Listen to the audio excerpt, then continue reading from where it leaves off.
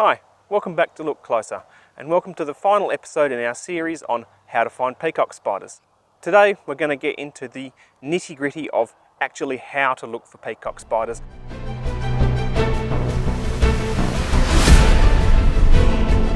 I'm going to start with a couple of practical points that I haven't covered in my previous videos, and then I'm going to take you through my routine for finding peacock spiders at a new location.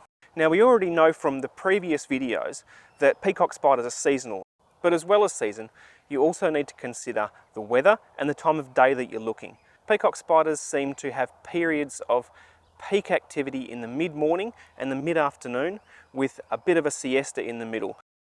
They also prefer nice, bright, sunny, calm weather.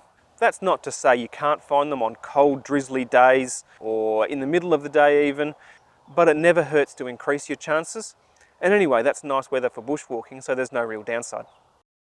Another important detail to remember is that all of these species live on or close to the ground. You'll very rarely find a peacock spider above about waist height, so you must look low down when you're searching. If you want to know which species are in your immediate region, I recommend you go and check out the catalogue of peacock spiders. That will give you a good heads up on what's known from your region. The final point before we get into the how of finding it is I'm not here to teach you how to catch peacock spiders.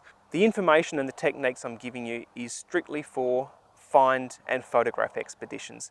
You'll be finding them with the least amount of stress to them, which increases your chance of actually seeing natural behaviours like dances and displays. Okay, let's have a look at my routine when I go to a new location. First part should be easy. Just find a nice spot to go for a bushwalk. We know that peacock spiders will occur in just about any bushland, even a little one. So if you can find a nice spot for a bushwalk, hopefully you'll find something there. Once you're at your location, just start walking along the paths, looking along the edges for habitat that might suit peacock spiders. If you need help on figuring out what that is, I recommend you go back to the previous video on the habitats to find peacock spiders. Most of the time, you don't need to go bush. You don't need to go off the beaten track to find peacock spiders. There are many species that are happy just along the edges of paths in the leaf litter.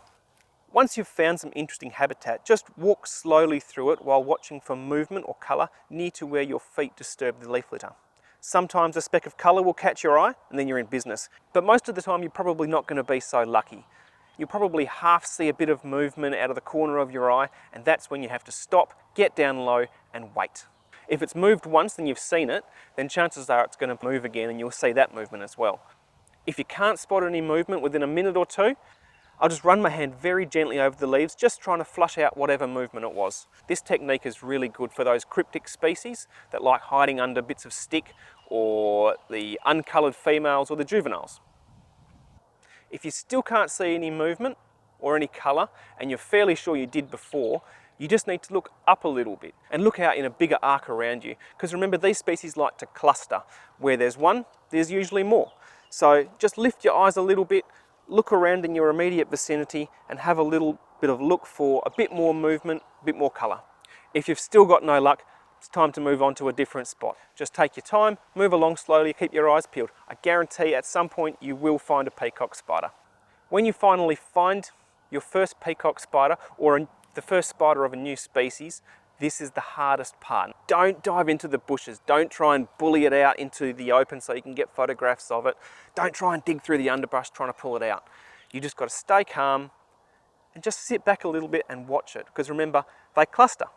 So where there's one, there's going to be more. If it's a male you found, he might be looking at something and he might be seeing a female. Just take a bit of time to step back a little bit, watch what he's doing or watch what she's doing, because there will be more around you. If there's one, there's definitely going to be more. If you can, sure, get in there with your camera and take a few photos, but try not to disturb them too much, because that'll ruin your chances of seeing something like a dance. And that's it, you've found your first peacock spiders. I'll be producing more videos this season as I go out hunting for peacock spiders, so please subscribe to the channel. But peacocks are just the beginning. I have heaps more amazing things to show you. Some you'll be familiar with, others you may not be. But all of them will be incredible if you take the time to look closer with me.